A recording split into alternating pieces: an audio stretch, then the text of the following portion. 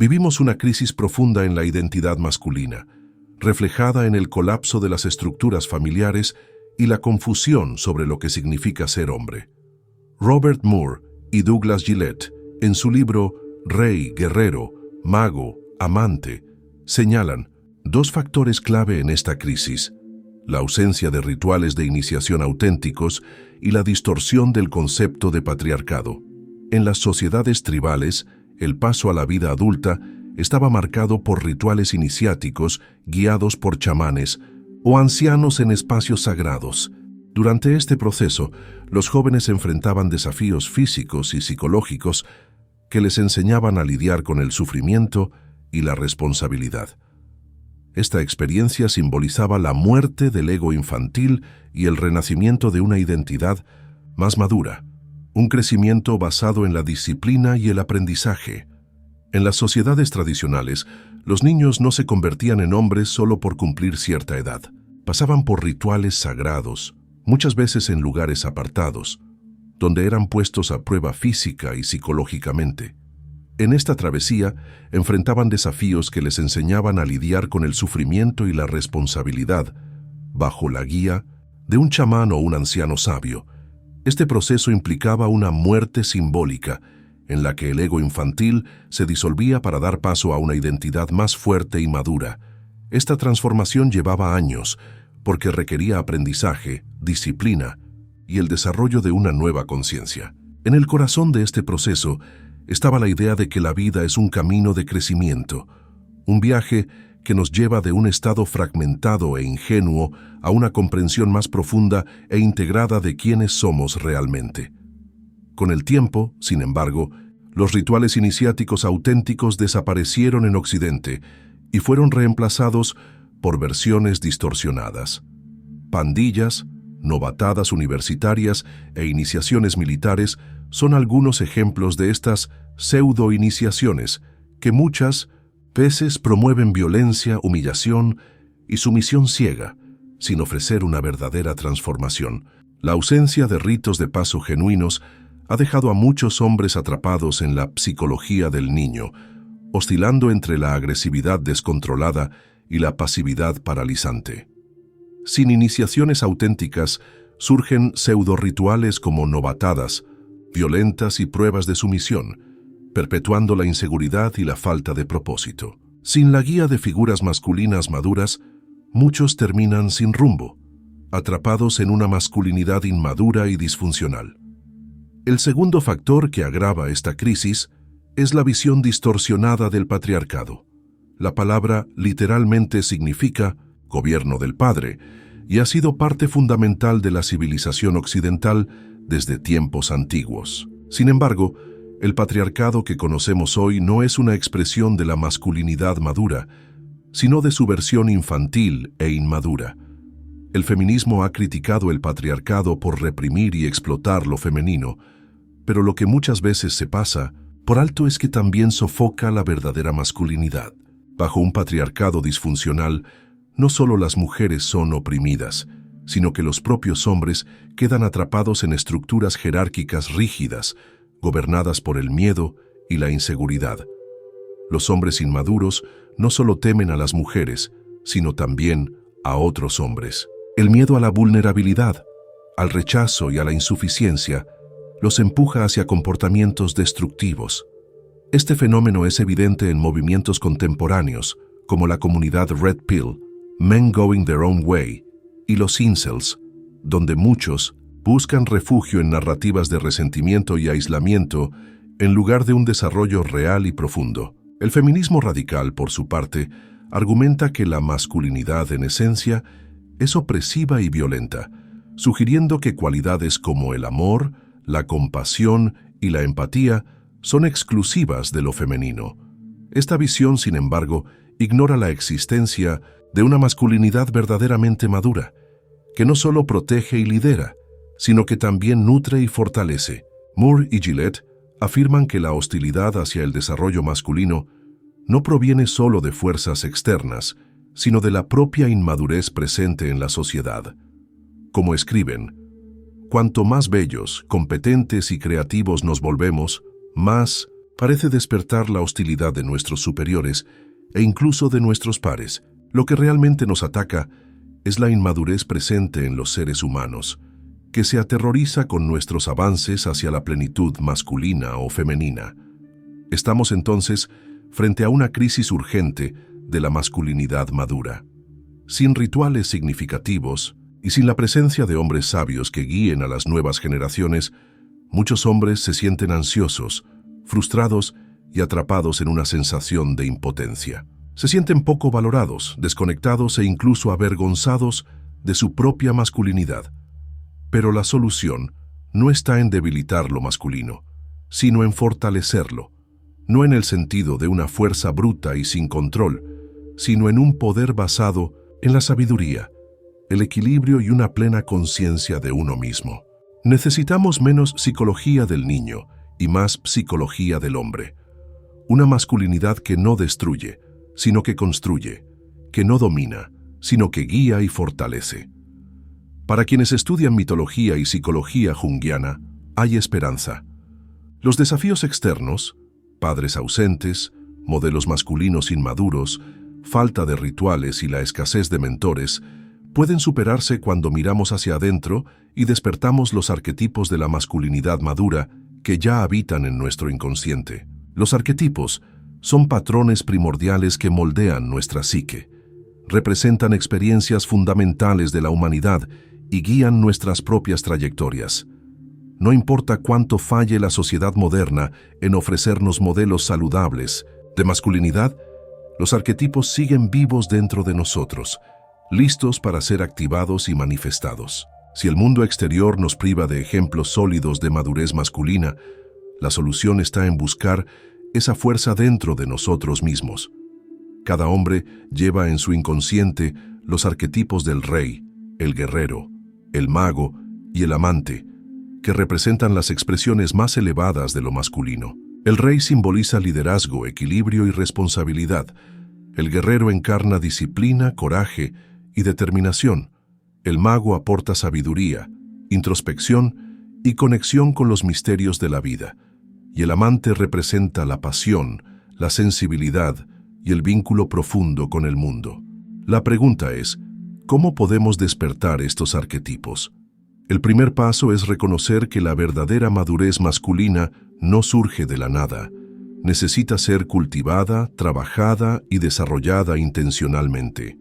Así como los rituales antiguos guiaban a los niños hacia la masculinidad, los hombres modernos necesitan crear sus propios ritos de paso, encontrando desafíos que los obliguen a crecer, aprendiendo de mentores y buscando experiencias que amplíen su conciencia. La crisis de la masculinidad no es irreversible. Es un llamado a la transformación, una invitación a dejar atrás patrones inmaduros y asumir un nuevo papel en el mundo. Si queremos rescatar el verdadero poder de lo masculino, necesitamos ir más allá de las caricaturas distorsionadas que nos han impuesto y redescubrir la profundidad y grandeza del hombre que cada uno de nosotros puede llegar a ser. Muchas veces confundimos a nuestros padres reales con los patrones y potenciales ideales que llevamos dentro. Si tuvimos padres suficientemente buenos, pudimos acceder a esos patrones internos de manera saludable. Pero muchos de nosotros, tal vez la mayoría, no tuvimos esa base sólida y terminamos interpretando actitudes controladoras y hostiles como señales de fuerza, cuando en realidad son solo expresiones de la fragilidad de un niño herido. En el video anterior, exploramos el arquetipo del puera eternus, el niño eterno, que puede aportar creatividad y energía a la vida adulta, pero también puede atraparnos en fantasías irreales y hacernos sentir que la vida es una prisión. Ahora, nos adentraremos en los arquetipos de la masculinidad inmadura. Antes de llegar a los arquetipos de la madurez masculina, rey, guerrero, mago y amante, primero tenemos que entender las fuerzas que moldean al hombre en sus primeros años de vida. Los arquetipos del niño son el hijo divino seguido por el hijo prematuramente sabio, el hijo edípico y por último, el héroe. Estos arquetipos no siguen un desarrollo lineal rígido, sino que interactúan entre sí a lo largo de la vida. Cada uno de ellos, cuando se integra correctamente, da lugar a su equivalente maduro. El hijo divino evoluciona en el rey, el prematuramente sabio en el mago, el edípico en el amante y el héroe en el guerrero. Los arquetipos nunca desaparecen por completo. El hombre maduro no rechaza las energías masculinas de la infancia, sino que las transforma y las usa de manera equilibrada.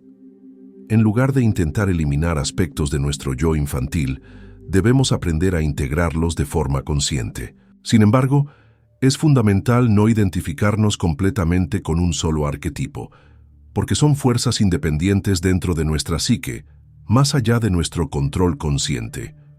Para acceder plenamente a un arquetipo, debemos hacernos dos preguntas clave. La primera no es si los aspectos oscuros de los arquetipos están presentes en nuestra vida, sino cómo se están manifestando. La clave para la madurez es la humildad, que no significa sumisión, sino reconocer nuestras limitaciones y estar dispuestos a buscar ayuda. La segunda pregunta es, ¿cómo estamos honrando o fallando en honrar este arquetipo? Si no sentimos su presencia en nuestra vida personal o profesional, necesitamos reflexionar sobre qué estamos haciendo para bloquear su influencia. El primer arquetipo de la masculinidad inmadura es el niño divino, que representa tanto el poder ilimitado como la extrema vulnerabilidad. Al inicio de la vida, todos experimentamos esta dualidad. Un bebé es el centro del universo para sus padres, pero al mismo tiempo depende completamente de ellos para sobrevivir. Este arquetipo simboliza la promesa de algo grandioso y el nacimiento de un nuevo potencial. Mitos y religiones de todo el mundo hablan del nacimiento milagroso de un niño divino. El dios egipcio Horus, por ejemplo, fue concebido después de la muerte de su padre, Osiris, con la ayuda de la magia de Isis. Jesús nació de una virgen, concebido por el Espíritu Santo, y desde su nacimiento enfrentó amenazas, siendo perseguido por Herodes. Moisés, otro gran libertador, fue colocado en una canasta y lanzado al Nilo para escapar de la matanza de bebés hebreos. En los mitos hindúes, Krishna nació con el destino de derrotar al tirano Kamsa, quien intentó eliminar a todos los niños que pudieran amenazarlo. Estas historias revelan algo profundo sobre la psique humana. La llegada de una nueva conciencia o de un nuevo potencial siempre viene acompañada de desafíos y peligros. En la práctica, esto significa que cuando empezamos a crecer emocional, espiritual o creativamente, fuerzas internas y externas intentan sofocar ese crecimiento. Muchas veces esto sucede de forma sutil. Un hombre que finalmente empieza a sanar emocionalmente puede tener pensamientos autodestructivos como «esto es una tontería, nunca voy a cambiar de verdad». Ese es su propio Herodes interno, tratando de eliminar al niño divino antes de que pueda crecer. Soñar con un bebé muchas veces simboliza el surgimiento de un nuevo potencial dentro de nosotros, pero este potencial necesita ser protegido porque será atacado. El mundo exterior puede intentar minarlo, pero el peor enemigo, generalmente, está dentro de nosotros mismos. Ningún arquetipo es completamente positivo. Moore y Gillette afirman que cada uno tiene un lado oscuro que se manifiesta de manera bipolar, con un polo activo y un polo pasivo.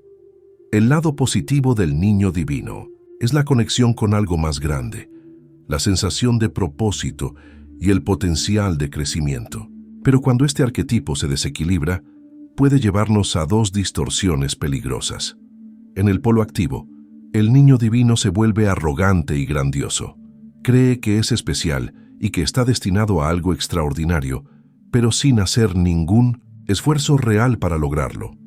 Esto se manifiesta en personas que esperan que el mundo reconozca su genialidad sin haber hecho nada para cultivarla. Esta actitud puede verse, por ejemplo, en jóvenes que se sienten por encima de las responsabilidades de la vida, despreciando el trabajo, las relaciones y cualquier tipo de estructura. En el polo pasivo, el niño divino se vuelve incapaz de actuar, se siente débil, indefenso y desamparado, esperando que otros lo cuiden. Este es el hombre que nunca madura emocionalmente, que se ve como una víctima constante del destino y que cree que el mundo le debe algo. Ambos extremos impiden el crecimiento y nos mantienen atrapados en una infancia psicológica. Para integrar el niño divino de manera saludable, es necesario equilibrar la confianza en el propio potencial con la humildad de saber que el crecimiento requiere esfuerzo y compromiso. En lugar de esperar reconocimiento externo o temer al fracaso, el camino hacia la madurez pasa por la acción concreta y la responsabilidad. Desde la infancia, todos llevamos dentro imágenes y patrones profundos que moldean nuestra visión del mundo. Estos patrones, conocidos como arquetipos, influyen en nuestros pensamientos, emociones y comportamientos de manera muchas veces inconsciente. Uno de los más poderosos y enigmáticos es el niño divino, la esencia pura de la creatividad, el potencial ilimitado y la conexión con algo más grande que nosotros mismos. Representa el brillo de la infancia, esa sensación de asombro ante la vida, la capacidad de imaginar sin límites y la certeza instintiva de que somos especiales. Pero esta fuerza, cuando se distorsiona, puede generar sombras peligrosas, creando personalidades inmaduras que oscilan entre la tiranía y la impotencia. Todos hemos conocido a un niño que se comporta como un pequeño rey en su trono, exigiendo ser el centro de atención, incapaz de aceptar un no como respuesta. Este es el tirano del trono, el lado oscuro activo del niño divino. Espera que el mundo se doblegue a sus deseos, creyéndose un pequeño Dios infalible. Pero cuando la realidad no corresponde a sus expectativas grandiosas, reacciona con furia y resentimiento. Muchas figuras de poder a lo largo de la historia han exhibido rasgos de este arquetipo distorsionado: la negativa a admitir errores, la necesidad constante de validación y la represión implacable de cualquiera que desafíe su visión del mundo. En la mitología griega, esta arrogancia se describe como ibris, y la consecuencia inevitable siempre ha sido la némesis, la retribución. Después de todo, como dice el dicho bíblico, el orgullo precede a la caída. Por otro lado, tenemos la sombra pasiva del niño divino, el príncipe frágil, aquel que se ve como una eterna víctima del mundo.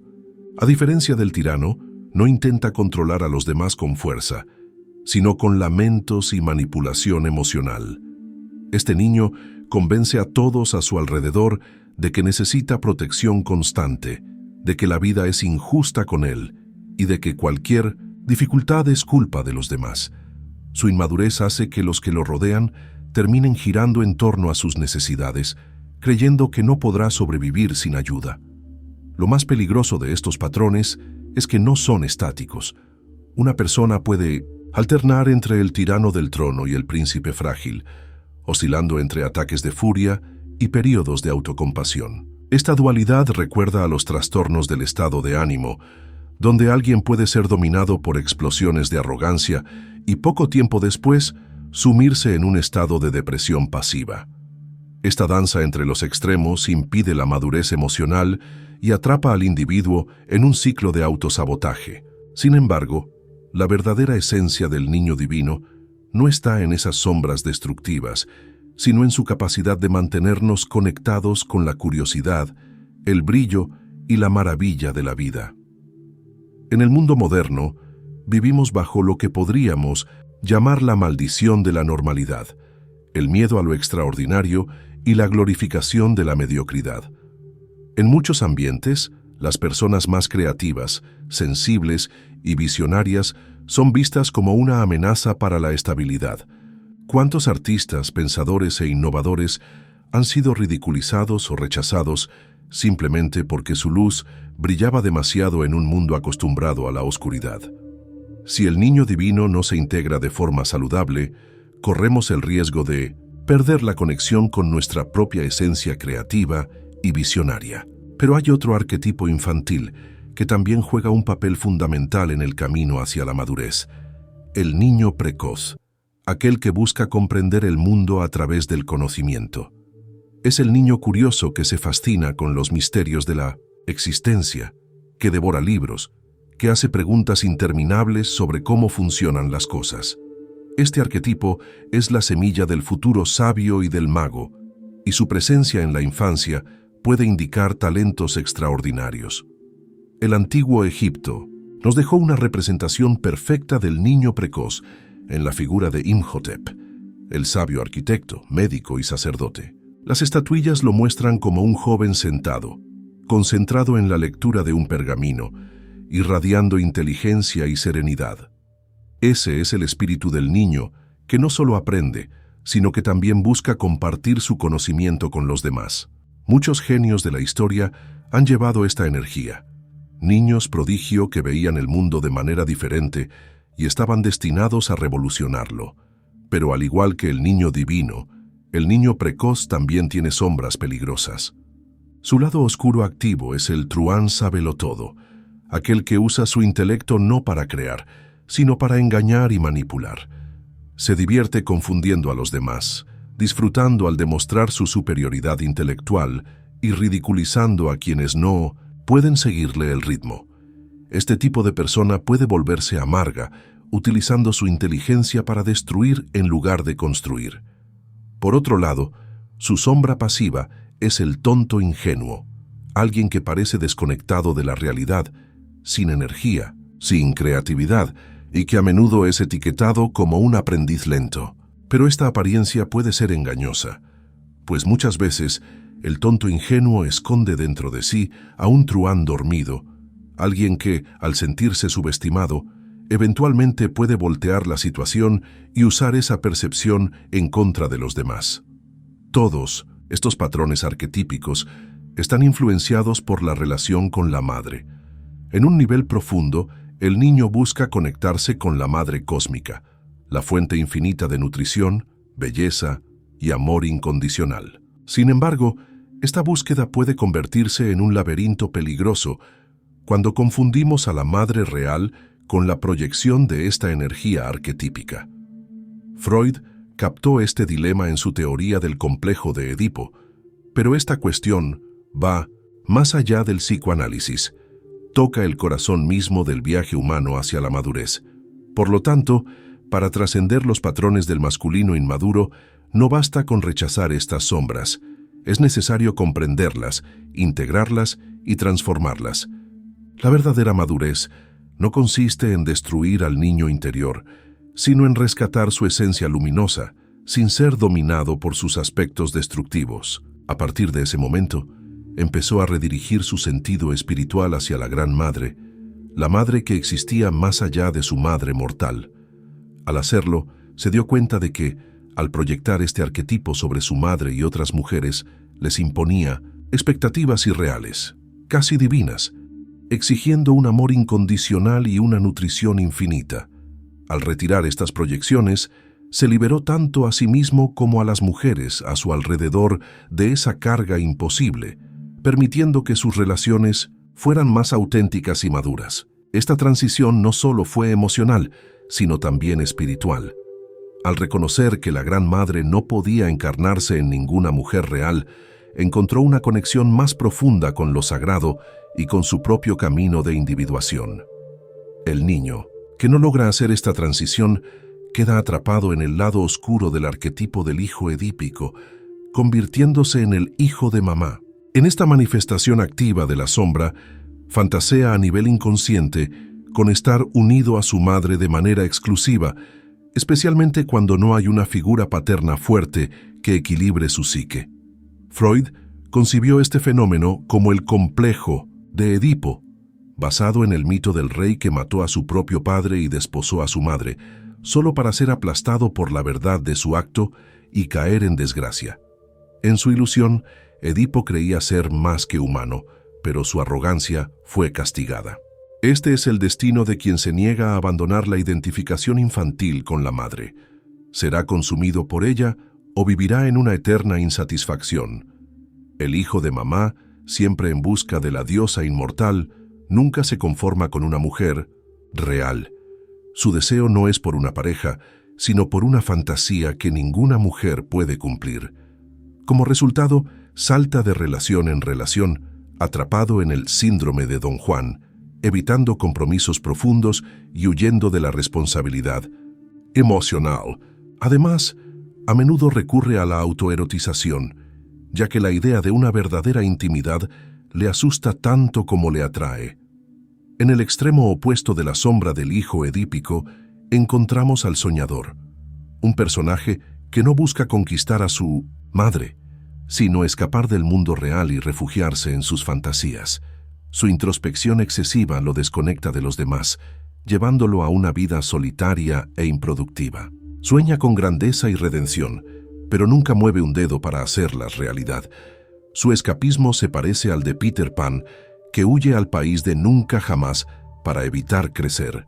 Pero el país de nunca jamás no es un paraíso, es una jaula dorada donde el tiempo se congela y no hay posibilidad de evolución. Mientras que el hijo edípico sigue atrapado en su relación con la madre, el héroe es el primer intento de romper con esa atadura. Es el punto máximo de la psicología del niño, una fuerza que corta con la madre devoradora y se lanza hacia la masculinidad. El héroe ya no quiere que lo protejan, quiere demostrar su valía enfrentando desafíos y construyendo su propia identidad. Como Joseph Campbell lo explicó en El héroe de las mil caras, este viaje es universal, aparece en mitos de todas las culturas. Es el momento en que el joven toma la espada y se enfrenta al dragón, decidido a escribir su propia historia. Contra todo pronóstico, el héroe levanta su espada y avanza hasta el corazón del abismo, hasta la boca del dragón. Robert Moore y Douglas Gillette, rey, guerrero, mago, amante. Pero la sociedad moderna no le da espacio a los héroes. La mediocridad se volvió la norma, y aquellos que intentan sobresalir son ridiculizados y arrastrados de vuelta por los que prefieren quedarse en la zona de confort. Vivimos en tiempos donde la conciencia heroica necesita renacer, porque sólo así podemos salir del caos inconsciente y llegar a una realización más profunda. Sin embargo, hay un error común sobre el arquetipo del héroe. Mucha gente cree que este es el punto más alto del viaje del hombre, pero en realidad es solo una etapa. Moore y Gillette explican que, aunque el héroe parezca poderoso, sigue siendo parte de la psicología inmadura del niño. Si un hombre se queda atrapado en esta identidad, nunca llega a la verdadera madurez. En las antiguas leyendas medievales, rara vez se menciona qué pasa después de que el héroe mata al dragón y se casa con la princesa. Y hay una razón para ello. Cuando la aventura termina, se queda sin propósito. ¿Qué hace ahora con la princesa? ¿Cómo integra lo femenino en su vida sin ser consumido por ello? El héroe sabe ganar batallas, pero aún no ha aprendido a gobernar. Es aquí donde muchos fallan. Se aferran a la lucha porque temen lo que viene después. Convertirse en rey, en un verdadero maestro de sí mismo y de su dominio, requiere más que coraje. Exige sabiduría, paciencia y la capacidad de transformar las victorias en un legado. Y justamente ahí está la mayor crisis de la masculinidad moderna. Vivimos en una cultura que fomenta la eterna adolescencia, promoviendo la mentalidad del guerrero sin causa, del héroe sin reino. Si no hay una transición más allá del heroísmo, muchos hombres siguen buscando peleas externas sin darse cuenta de que la batalla más importante es interna. El verdadero desafío no es matar dragones, sino aprender a gobernar un reino. El viaje hacia la madurez exige que el héroe se convierta en rey, y para lograrlo, tiene que saber qué hacer cuando la batalla termina. Cuando el viaje del héroe llega a su punto máximo, enfrenta su mayor prueba, la muerte simbólica. Este momento clave no se trata solo de vencer a un enemigo externo, sino de luchar contra sus propias limitaciones. Descubre que su mayor adversario siempre ha sido él mismo, su sombra, sus miedos, su fragilidad, su propia humanidad inescapable. En este enfrentamiento final, se da cuenta de que no basta con vencer monstruos, sino que tiene que enfrentar a sus propios demonios. Logró liberarse del dominio del inconsciente femenino, rompiendo con la influencia devoradora de la Gran Madre. Pero ahora se enfrenta a una verdad aún más difícil. Falló en integrar su anima, la parte femenina de su psique. Huyó de la posesividad de lo femenino, pero nunca aprendió a bailar con ello. Esta revelación lo lleva a la verdadera humildad, marcando su transición de la psicología del niño a la del hombre. Aquí es cuando empieza a dejar atrás la ilusión de invencibilidad y acepta la responsabilidad de su propia existencia. Pero no todos los héroes logran completar esta transición. Su mayor peligro es negarse a reconocer su propia mortalidad y sus límites. Si se aferra demasiado a su identidad heroica, termina cayendo en las garras de la sombra del héroe. El lado activo de esta sombra es el matón presumido, ese que necesita exhibirse y dominar a los demás para reafirmar su grandeza. Él cree que nació para ser el centro de atención y reacciona con agresividad cuando su estatus es cuestionado. Su arrogancia lo lleva a atacar verbal y físicamente a quienes amenazan su ego inflado. Lo que no entiende es que su agresividad no es más que una máscara para su miedo a no ser suficiente. Del otro lado de la sombra está el cobarde, que, a diferencia del matón, evita cualquier tipo de confrontación. Se esconde de los conflictos y acepta ser humillado, negándose a imponerse. Pero esta pasividad no significa que sea realmente humilde. Dentro de él hay una rabia reprimida que, tarde o temprano, explota de forma violenta e inesperada. Y cuando llega a su límite, el cobarde se convierte en matón, atacando a los que lo rodean de manera brutal, como si quisiera desquitarse de toda la sumisión que tragó a lo largo de su vida. La transición hacia la madurez exige que el hombre supere estas sombras. Aquí es donde entran los arquetipos de la masculinidad madura, construidos sobre las bases que el niño dejó atrás.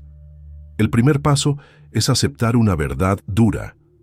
Tenemos que hacernos responsables incluso de lo que no fue nuestra culpa. Nadie eligió las heridas que recibió en la infancia. Nadie pidió crecer sin una figura masculina fuerte o cargar con traumas que dificultaron su maduración. Pero quedarse atrapado en el resentimiento y la queja no soluciona nada. Como dijo Sartre, libertad es lo que haces con lo que hicieron de ti.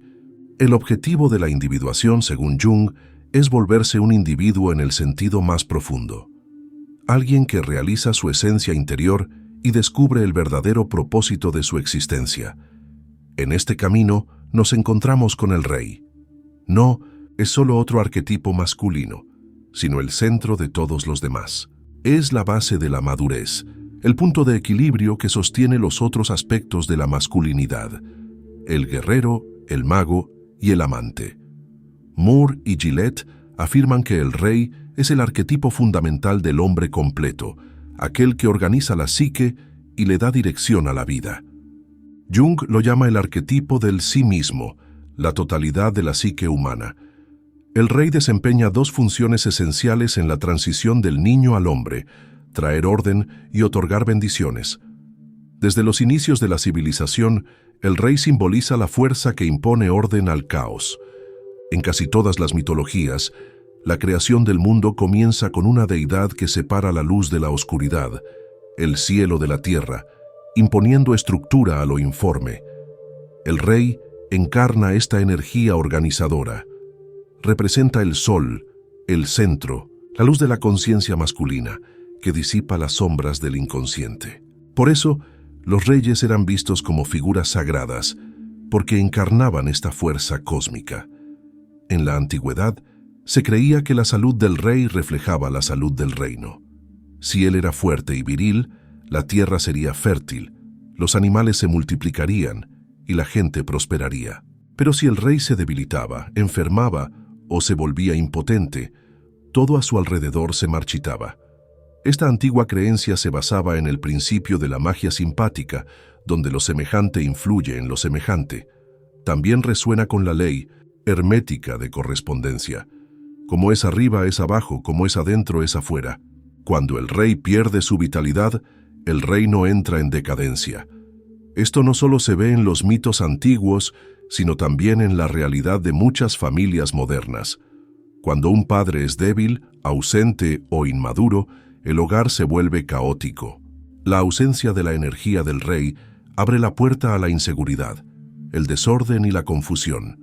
No es casualidad que en muchos textos alquímicos veamos al viejo rey siendo sacrificado ritualmente para dar paso a uno nuevo. Además de traer orden, el rey tiene una segunda función clave: bendecir.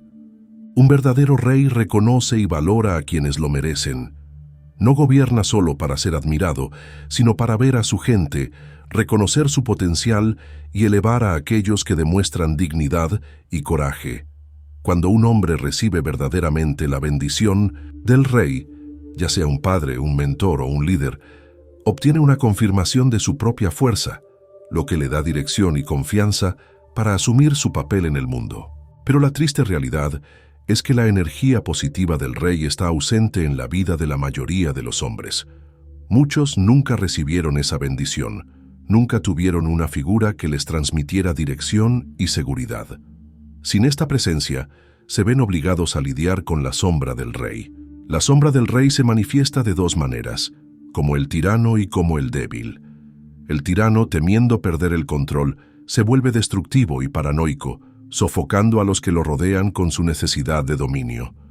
No bendice, sino que oprime, porque ve en el crecimiento de los demás una amenaza para su propia posición. El débil, en cambio, abdica de su rol, permitiendo que el caos se instale, evita tomar decisiones difíciles y se convierte en un rey ausente, dejando que otros devoren su energía.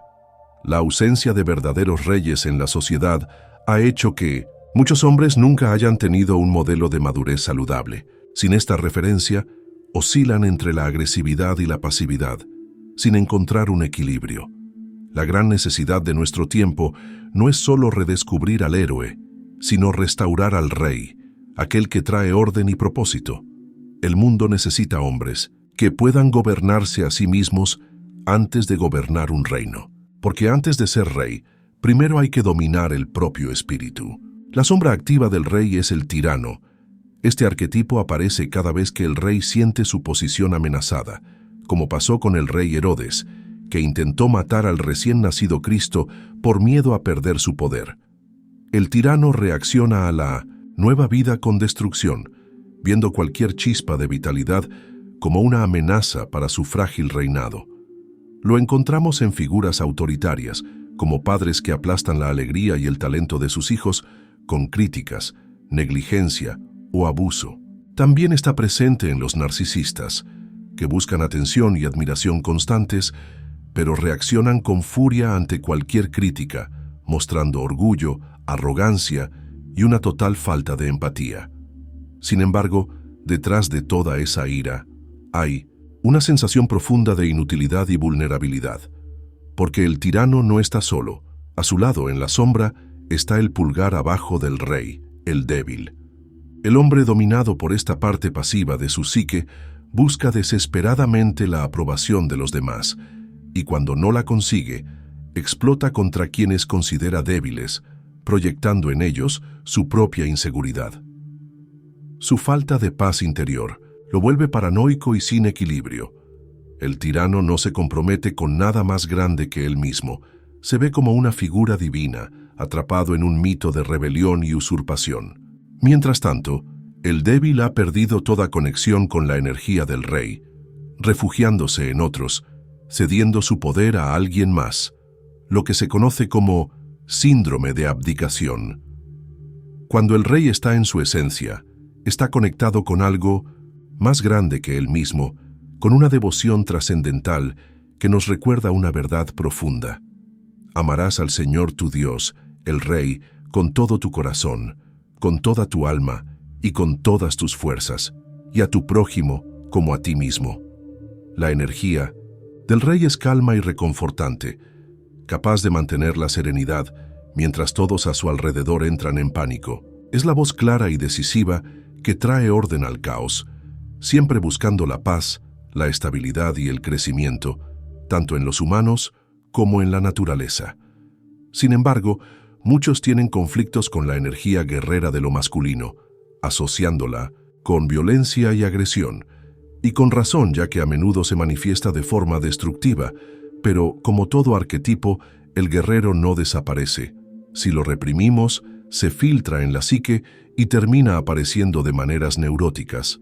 El hombre que accede a la energía del guerrero sabe hasta dónde debe llegar su agresividad, porque está guiado por disciplina, enfoque y un propósito claro. Sus acciones siempre están impulsadas por un profundo sentido del deber y la ética, y su agresividad está al servicio de una causa mayor. El guerrero solo destruye lo necesario: la corrupción, la tiranía, la opresión, la injusticia, para que algo nuevo y virtuoso pueda surgir. El guerrero es una filosofía de vida, el camino que los samuráis llamaban Do. En la batalla de la vida, solo hay una forma de actuar: de frente, sin vacilar, y un solo rumbo, hacia adelante. Él sabe a través de la claridad de pensamiento y discernimiento. El guerrero está siempre alerta. Nunca duerme mientras la vida pasa. Sabe cómo enfocar su mente y su cuerpo. Es lo que los samuráis llamaban mindful. Robert Moore y Douglas Gillette, King, Warrior, Magician, Lover. El guerrero se diferencia del héroe porque reconoce sus límites y evalúa sus capacidades de manera realista, mientras que el héroe vive en la ilusión de la invulnerabilidad. El guerrero, consciente de la fragilidad de la vida, actúa con decisión, como si cada acción fuera la última. Los samuráis eran entrenados para vivir con la muerte como compañera eterna, sin espacio para la duda. Esa sensación de inminencia de la muerte hace que el guerrero actúe sin miedo al error, porque la duda es lo que paraliza. Su acción, refinada a través de la autodisciplina, se convierte en una segunda naturaleza. Pero esta filosofía de vida no se trata de ser agresivo sin sentido, ni de pelear batallas externas por pelear. Se trata de tener el coraje de enfrentar la propia sombra, de vencer los miedos internos y trascender la sensación de impotencia.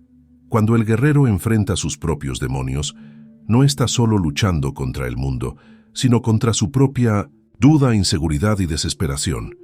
Transforma el caos interno en enfoque, la lucha en crecimiento. Cuando abrazamos la energía del guerrero, aprendemos a ser resilientes ante la adversidad, a mantener la compostura cuando todo se derrumba a nuestro alrededor y a actuar con propósito, sin importar las circunstancias. La verdadera fuerza del guerrero está en su capacidad de mantenerse firme en su misión, pase lo que pase. Sabe que la mayor batalla es interna y que para ganar la guerra externa, primero hay que conquistarse a sí mismo. El guerrero evita el drama y no desperdicia energía. Su control empieza, antes que nada, por su mente y sus actitudes. Si estos aspectos están alineados, el cuerpo sigue de forma natural. Sus cualidades son el coraje, la decisión, la claridad, la responsabilidad, la autodisciplina, la fuerza y la destreza. No actúa impulsivamente, sino con la certeza de que cada movimiento está al servicio de un propósito mayor. Mientras que el héroe es leal a sí mismo, el guerrero es leal a algo más grande que su propia voluntad. Su lealtad está con su maestro, su nación o incluso con Dios, y está dispuesto a seguir ese camino hasta la muerte. Este compromiso trascendental alinea el ego con el yo interior, el verdadero centro de la personalidad. El guerrero no busca gratificación personal, sino que se refina a sí mismo, convirtiéndose en una fuerza espiritual, entrenada para resistir y servir a un propósito superior. Podemos ver este tipo de devoción en el cristianismo y el budismo. Jesús resistió las tentaciones de Satanás, y Buda enfrentó sus propios demonios bajo el árbol Bodhi. Seguir el camino del guerrero requiere un distanciamiento emocional. En el entrenamiento de los samuráis había un ejercicio psicológico valioso. En lugar de decir «tengo miedo» o «estoy desesperado», la práctica era decir «hay alguien que tiene miedo» o «hay alguien que está desesperado. ¿Qué puede hacer al respecto?». Este simple paso atrás ayuda a ganar perspectiva, a no quedar atrapado en la emoción y a actuar con eficacia ante cualquier situación. Sin embargo, cuando el guerrero opera sin equilibrio con otros arquetipos, el resultado puede ser desastroso. En el fondo, el guerrero es emocionalmente distante, lo que puede afectar sus relaciones personales. Sus seres queridos a menudo se sienten ignorados, alienados, compitiendo con su verdadera pasión, el trabajo. La sombra activa del guerrero es el sádico, el que encuentra placer en infligir dolor. Aunque el desapego en sí mismo no es malo, puede llevar a la crueldad, ya sea con frialdad o con furia descontrolada. Muchas veces terminamos convirtiéndonos en lo que más odiamos. Los revolucionarios pueden terminar siendo los nuevos tiranos. El sádico es el matón de la infancia, que ataca todo lo que considera débil o emocional. Por otro lado, la sombra pasiva del guerrero es el masoquista, que adopta comportamientos autodestructivos y proyecta la energía del guerrero en los demás, sintiéndose impotente. Este arquetipo arrastra consigo al cobarde de la infancia hasta la adultez. Cuando accedemos al guerrero de forma equilibrada, somos firmes y determinados, pero también cálidos, compasivos y generosos. Luchamos por causas justas sin perder nuestra humanidad. El mago, por su parte, es el iniciado en el conocimiento esotérico, el que busca entender lo que está más allá de lo obvio. En la antigüedad, cuando un rey era consumido por la ira y quería castigar injustamente, el mago era quien lo hacía entrar en razón. Era el terapeuta del rey. Como arquetipo de la visión y la reflexión, el mago está íntimamente ligado al sabio anciano.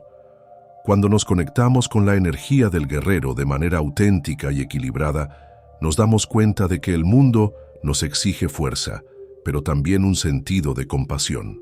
La energía del guerrero no es solo destructiva, también crea nuevos espacios para el crecimiento. El guerrero, mientras lucha, es capaz de ver la verdad detrás de las batallas. Sabe que la verdadera victoria no está solo en la conquista externa, sino en el proceso interno de mejora y en el servicio a algo más grande que él mismo. Entiende que el camino de la guerra no es solo pelear contra el mal, sino convertirse en la transformación que el mundo necesita. El mago es el anciano ritualista que guía a los demás a través de la transformación al entrar en un espacio sagrado. Sabe cómo manejar el poder arquetípico crudo presente en ese espacio, utilizando cánticos, oraciones, invocaciones y bendiciones para atraer la fuerza divina o luminosa, mientras protege a los iniciados de su intensidad, permitiéndoles acceder a ella de manera segura. El concepto de contención y espacio sagrado está ilustrado por el Arca de la Alianza en la Biblia, que representaba la presencia de Dios entre los israelitas. Cuando los bueyes que jalaban la carreta tropezaron, un soldado intentó estabilizar el arca y fue fulminado en el acto. Solo los sacerdotes, como magos entrenados en el conocimiento divino, podían tocarla sin peligro. Algo similar sucede en la psicoterapia. Un terapeuta sin la formación adecuada, básicamente aún un aprendiz, puede desencadenar emociones poderosas en el paciente que ni él ni el paciente pueden contener, lo que puede traer consecuencias desastrosas. Este tema se ve reflejado en el arquetipo del aprendiz de hechicero de Goethe y en el mito griego de la caja de Pandora. El polo activo de la sombra del mago es el manipulador. Estos individuos usan su conocimiento secreto para beneficio propio, generalmente para ejercer poder sobre los demás. En la psicoterapia, por ejemplo, hay terapeutas que retienen información esencial que el paciente necesita para sanar, transmitiéndole sutilmente el mensaje: yo tengo la gran sabiduría que necesitas para mejorar. Búscamela a mí, y no olvides dejar el pago con mi secretaria al salir. Cada vez que nos mostramos distantes, desinteresados o retenemos conocimiento que podría ayudar a los demás, cada vez que usamos nuestro saber como un arma para disminuir o controlar a otros con el fin de obtener estatus o riqueza, estamos identificados con la sombra del mago en su faceta de manipulador, un residuo de la infancia que llevamos a la vida adulta con la misma energía del tramposo sabelotodo.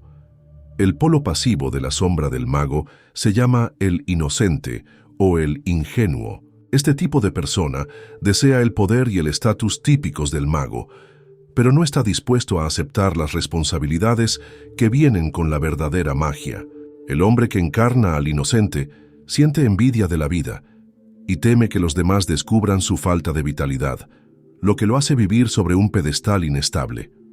Moore y Gillette describen a un joven que accedió a su mago interior tras ser aterrorizado por sueños contornados, símbolos de su ira reprimida, resultado de una infancia con padres alcohólicos y abusivos. Este torbellino emocional afectaba su vida y lo llevaba a una profunda depresión.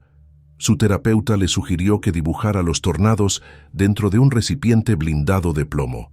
Luego, debía ilustrar líneas de transmisión y transformadores, conectando ese recipiente a postes de luz, casas y fábricas, simbolizando el dominio de esa energía. Al traer su contenido inconsciente a la conciencia a través del dibujo, su vida comenzó a transformarse. Encontró el valor para renunciar a su trabajo y perseguir su sueño de trabajar en el teatro infantil, y pronto comenzaron a llegarle ofertas en ese campo. La magia negra de su ira caótica se convirtió en la magia blanca de la electricidad, iluminando su nuevo camino y permitiéndole canalizar sus emociones primordiales de forma creativa. El arquetipo del amante es el que nos mantiene vivos y apasionados. Hay muchas formas de amor. Los antiguos griegos describieron el ágape como la forma más elevada de amor, representando un amor sacrificial profundo por Dios y por los demás. También identificaron la filia, amistad, el storge, amor familiar, y el eros, amor romántico. Jung veía la libido como algo que iba más allá del deseo sexual. Abarcaba toda la energía psíquica y las necesidades corporales, como el hambre, la sed, el sueño y el sexo, además de diversos estados emocionales. El amante personifica la función sensorial, enfocándose en las experiencias sensoriales, colores, sonidos, sabores, olores y sensaciones táctiles. El amante se sumerge en el placer, en la presencia corporal y tiene una conexión profunda con el mundo físico.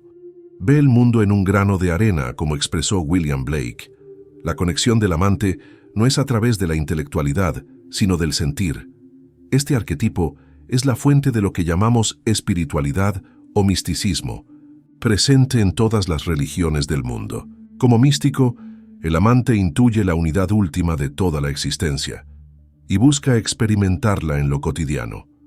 El amante siente la alegría y el gozo del mundo animal y vegetal, pero también su dolor y sufrimiento.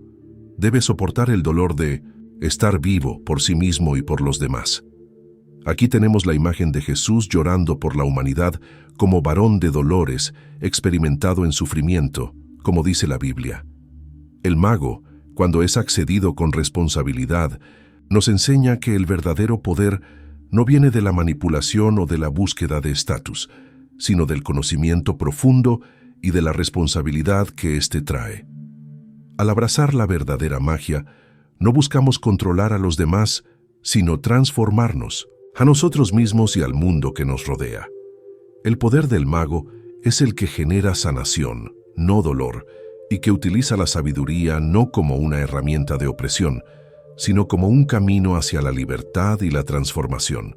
Por su parte, el amante nos recuerda la importancia de la conexión con el mundo sensorial y emocional, invitándonos a estar presentes en la vida y a explorar todas las formas de amor. La verdadera pasión no está solo en el romance, sino en la capacidad de sentir y experimentar la vida en su plenitud, del placer al dolor, de la alegría a la tristeza. Al final, son estas experiencias las que nos hacen más humanos, más completos y más conectados con el todo. Y así, tanto el mago como el amante nos conducen por caminos de transformación personal, donde el autoconocimiento y el amor se entrelazan para crear una vida más rica y significativa. El amante es un arquetipo poderoso y primitivo que vive en el corazón del artista. Muchas veces, la vida personal de los artistas es una montaña rusa, llena de altibajos, matrimonios fallidos y adicciones. Están íntimamente conectados con el fuego creativo del inconsciente, lo que, como escribió Jung, exige un alto precio. Uno debe pagar caro por el don divino del fuego creativo. La vida de muchos hombres está marcada por la búsqueda interminable del placer y la emoción de enamorarse, una entrega total al poder del amante. Para ellos, el deseo de entregarse al momento y a la experiencia es lo que los mantiene vivos e intensos.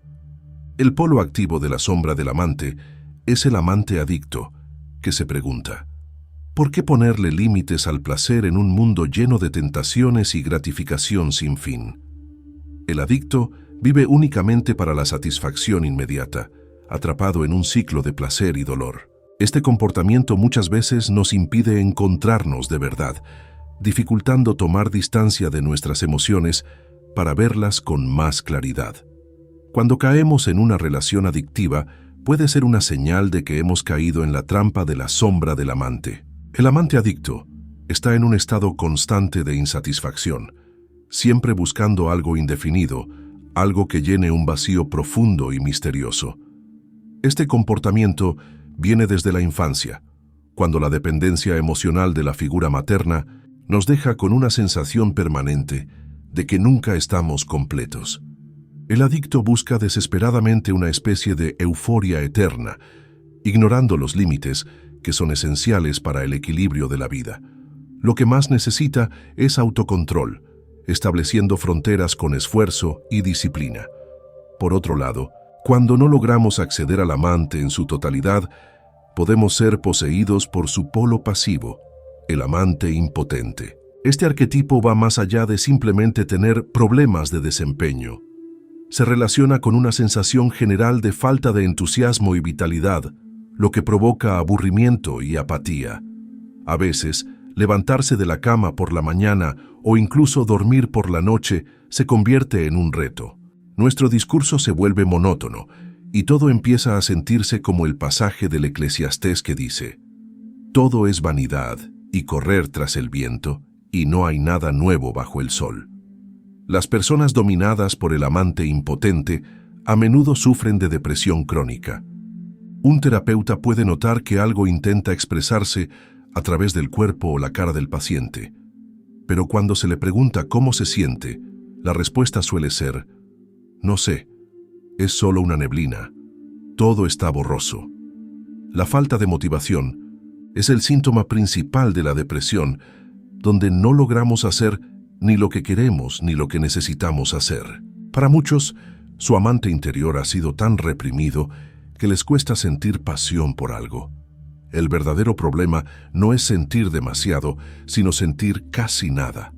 La vida pierde sabor y la búsqueda de significado se convierte en un peso.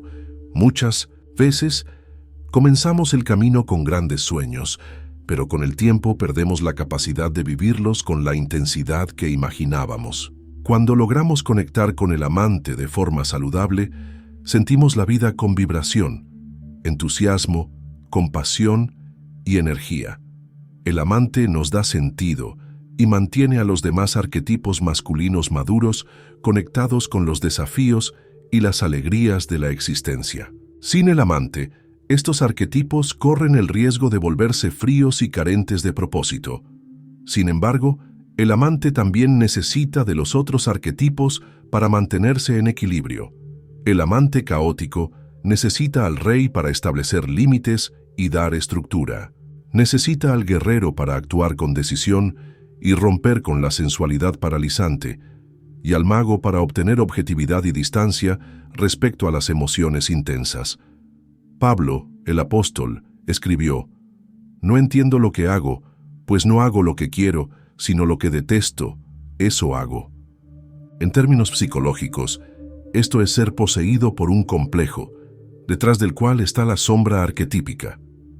Es fundamental confrontar estas energías negativas antes de que nos arrastren a acciones de las que después nos arrepintamos. Si no las enfrentamos, no les importamos. Simplemente nos controlan. El camino para reconectar con el amante interior requiere valentía. Debemos permitirnos sentir no solo los momentos de placer y alegría, sino también el dolor y las sombras que forman parte de nuestra experiencia humana. Al integrar al amante en su totalidad, no buscamos el placer sin límites, sino una relación profunda con la vida en todos sus matices. El amante nos enseña a vivir con autenticidad, a entregarnos a nuestros sentimientos y a conectar con lo esencial, sin perder el control ni caer en la tentación de la evasión. La verdadera transformación comienza cuando logramos equilibrar el deseo de experimentar la vida con la sabiduría de los otros arquetipos: el rey, el guerrero y el mago. Ellos son los guías que ayudan al amante a vivir su pasión sin ser consumido por ella. En última instancia, El verdadero poder del amante proviene de su capacidad de vivir plenamente, pero con límites, entendiendo que la verdadera satisfacción está en la profundidad de la experiencia, no en la búsqueda incesante de algo que nunca se concreta. Existen algunas técnicas poderosas para integrar los arquetipos masculinos maduros dentro de nosotros. La primera es lo que Jung llama imaginación activa, un proceso en el que nos involucramos activamente con nuestras figuras internas, que pueden manifestarse de forma positiva o negativa. Durante estos diálogos internos, a menudo descubrimos que lo único que estas fuerzas realmente quieren es ser reconocidas, tomadas en serio y honradas. Y tienen todo el derecho de serlo. Una vez que las reconocemos y validamos sus emociones, dejan de necesitar manifestarse de manera caótica en nuestra vida.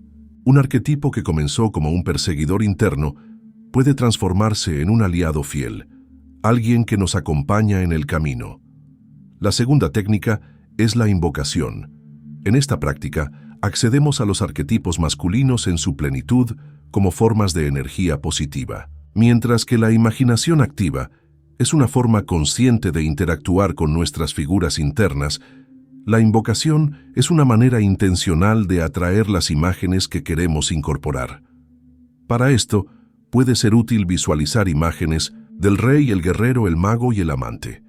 Al observar estas imágenes y relajarnos con ellas, nos damos cuenta de que, como ego, somos distintos de estas figuras. Representan potenciales que podemos desarrollar e integrar. Una tercera técnica es el actuar como si, donde adoptamos las cualidades de un arquetipo como si estuviéramos interpretando un personaje en un escenario. Si necesitas acceder al rey, compórtate como un líder sereno con calma y sabiduría. Y, si necesitas al amante, sal y observa un atardecer, aunque al principio no te interese. Pretender apreciarlo te ayudará a conectar con su energía.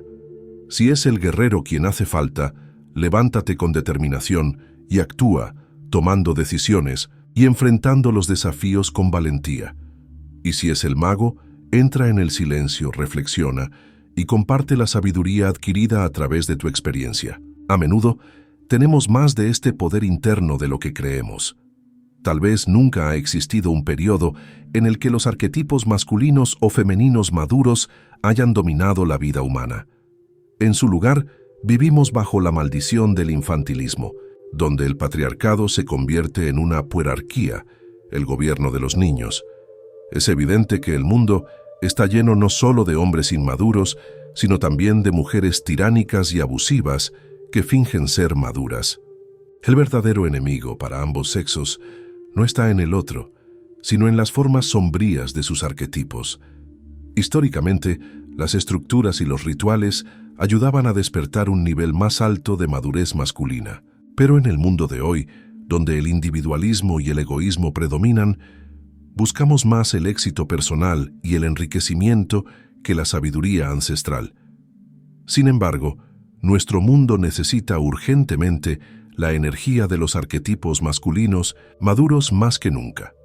La forma en que hagamos la transición de una psicología infantil a una psicología adulta tendrá un impacto profundo no solo en nuestras vidas, sino también en las de quienes nos rodean y en el mundo en general. Los hombres maduros no necesitan resentir a otros hombres, sino admirarse mutuamente.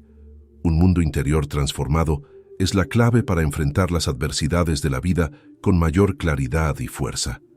El concepto de pensamiento positivo, muchas veces simplificado, tiene una profundidad que necesitamos explorar más. Así que vamos a nutrir y apoyar a grandes personas, aquellos que, con la benevolencia de los reyes, la valentía de los guerreros antiguos, la sabiduría de los magos y la pasión de los amantes, sean faros de luz en estos tiempos oscuros y caóticos. Son ellos quienes pueden guiarnos en nuestra búsqueda de equilibrio y significado, inspirándonos a actuar con fuerza y propósito, no solo en nuestras propias vidas, sino también para transformar la realidad que nos rodea. Estos arquetipos maduros no son figuras lejanas o idealizadas, son energías vivas dentro de nosotros, esperando ser despertadas. Al integrarlos, no solo nos convertimos en individuos más completos, sino también en personas más conscientes de nuestro papel en el mundo. Nos ayudan a enfrentar los desafíos de la vida de manera más plena y armoniosa, equilibrando nuestra capacidad de acción, reflexión, empatía y liderazgo. Cuando nos conectamos con estos aspectos de nuestra psique, podemos dar un significado más profundo a nuestras decisiones y a la manera en que nos relacionamos con los demás, transformando así nuestra realidad interna y externa. Estos arquetipos son el antídoto para un mundo que muchas veces se pierde en la superficialidad y el consumismo. Nos invitan a vivir de una manera más auténtica, con el coraje para afrontar los desafíos, la sabiduría para tomar decisiones y la pasión para conectar realmente con lo que es importante. Así que, hagamos una elección consciente de dar espacio a estas energías maduras para que podamos construir un mundo más justo, equilibrado y pleno.